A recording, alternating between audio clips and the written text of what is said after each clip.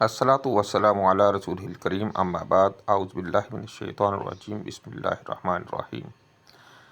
میں ہوں محمد فاروق بٹ اور ہمارا YouTube channel Farooq but official. ہمارے چینل کو سبسکرائب کریں، اگر ویلاگ اچھا لگے لائک کیجیے گا، شیئر کیجیے گا اور بیل کا آئیکن دبانا مت بھولیے گا، اس سے آپ کو ہماری ویڈیوز فوری طور پہ مل جایا کریں گی۔ السلام علیکم ورحمۃ اللہ وبرکاتہ۔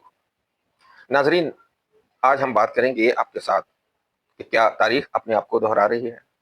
میں آپ کو لے چلتا ہوں 1956 میں ایک جو سپر پاور تھی، اس وقت کی سپر پاور وہ غروب ہو رہی تھی اور دوسری سپر پاور ابھر کر سامنے آ رہی تھی، لیکن ایک کے غروب ہونے اور دوسرے کے ابھرنے کے پیچھے ریزن کیا تھی؟ وہ تھا نہر سوئز کا معاملہ۔ یہاں آپ مختلف نقشے دیکھیں گے جہاں پہ آپ کو نہر سوئز نظر آ رہی ہے، ایک جانب میڈیٹرینین سی ہے جبکہ دوسری جانب ریڈ سی ہے۔ یہ بالکل مصر کے درمیان سے گزری ہے، جس میں ایک جانب آپ کو ساتھ ہی اسرائیل بھی نظر آ رہا ہے۔ نہر سوئز کے معاملے میں برطانیہ ڈوب گیا، امریکہ ابھر کر سامنے آ گیا۔ کیا یہی تاریخ دوبارہ تو نہیں دہرائی جا رہی، جہاں ابنائے ہرمز میں ایران امریکہ کی پاور کو دبو رہا ہے اور بظاہر ایسے لگتا ہے کہ آنے والے دنوں میں چین کی پاور اوپر آ رہی ہے۔ ناظرین، اس کی ابنائے ہرمز کی اہمیت کا اندازہ یہاں سے لگائیں کہ 30% گلوبل آئل ٹریڈ جبکہ 20% جو LNG ہے وہ یہاں سے گزر کر پوری دنیا میں جاتی ہے، اور یہ کچھ تباہی کے مناظر ہیں وہاں پر۔ ہم پہلے سوال کی طرف آتے ہیں کہ یہ نہر سوئز کا بحران تھا کیا؟ 1956 میں جمال عبد الناصر جو مصر کے صدر تھے، انہوں نے نہر سوئز کو نیشنلائز کر لیا تاکہ اسے اپنے ملک کے لیے استعمال کیا جا سکے اور اس کے مفادات کا فائدہ اٹھایا جا سکے، ظاہر ہے اس سے مفاد اٹھایا جا سکے۔ یہ کیونکہ پہلے کنٹرول میں تھی برطانیہ کے، تو برطانیہ، فرانس اور اسرائیل نے مل کے ایک سازش کی جس میں اسرائیل نے پہلے مصر پر حملہ کیا سیز فائر کے نام پر اور الٹیمیٹم دیتے ہوئے۔ جیسے آپ جانتے ہیں یہ قومیں کرتی ہیں، برطانیہ اور فرانس بھی اس جنگ میں کود پڑے۔ ایسے میں فوری طور پر امریکہ آگے آتا ہے اور امریکہ کو یہاں موقع ملتا ہے اپنے آپ کو منوانے کا۔ امریکہ دباؤ ڈالتا ہے برطانیہ پر جنگ روکنے کے لیے، اقوام متحدہ سے مدد لی جاتی ہے۔ اس وقت امریکی صدر تھے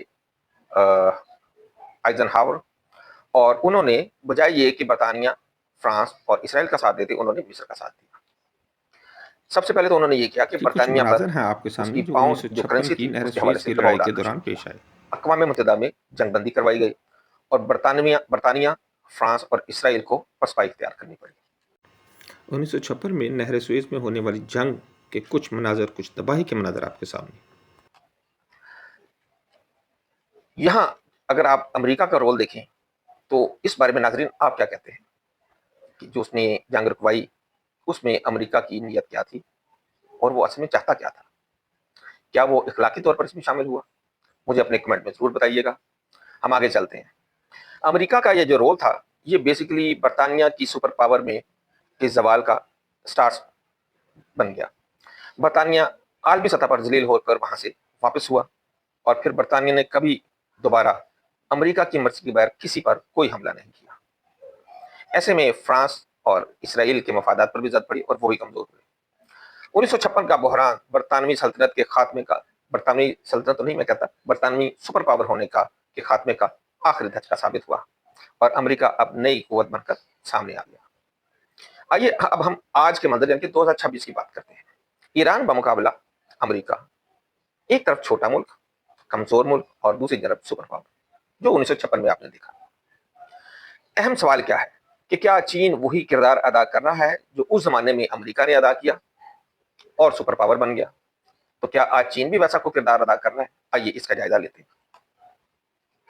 چین کا جو فی الحال ہمیں رول نظر آ رہا ہے وہ اس طرح کہ ایران کی وہ معاشی مدد بھی کر رہے ہیں، فوجی مدد بھی کر رہے ہیں، سریعام بھی کر رہے ہیں، چھپ چھپا کے بھی کر رہے ہیں۔ اسی طرح عالمی سطح پر امریکی دباؤ کو بیلنس بھی کر رہے ہیں اور کوشش کر رہے ہیں کہ ضرورت سے زیادہ دباؤ ایران پر نہ ڈالا جائے۔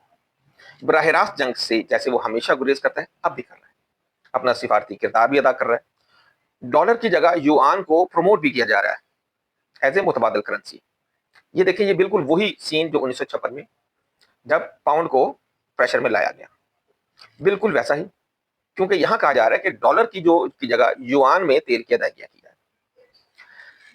دیکھتے ہیں کہ آگے کیا بنتا ہے۔ جی، سوال اب یہ پیدا ہوتا ہے کہ کیا برطانیہ اور فرانس بھی آج ویسے ہی کر رہے ہیں جیسا کسی زمانے میں امریکہ نے کیا تھا، کسی حد تک ویسا کر رہے ہیں، لیکن یہ بظاہر کھل کر امریکہ کی مخالفت میں سامنے تو نہیں آ رہے، لیکن ایران کی مخالفت بھی نہیں کر رہے، اور یہ بالکل اپنے آپ کو انہوں نے ایک سائڈ میں کر دیا، خود لیڈ رول میں بھی نہیں ہے، حملہ آور بھی نہیں ہے، اور بالکل سائڈ لائن پہ اپنے آپ کو انہوں نے کیا ہوا ہے۔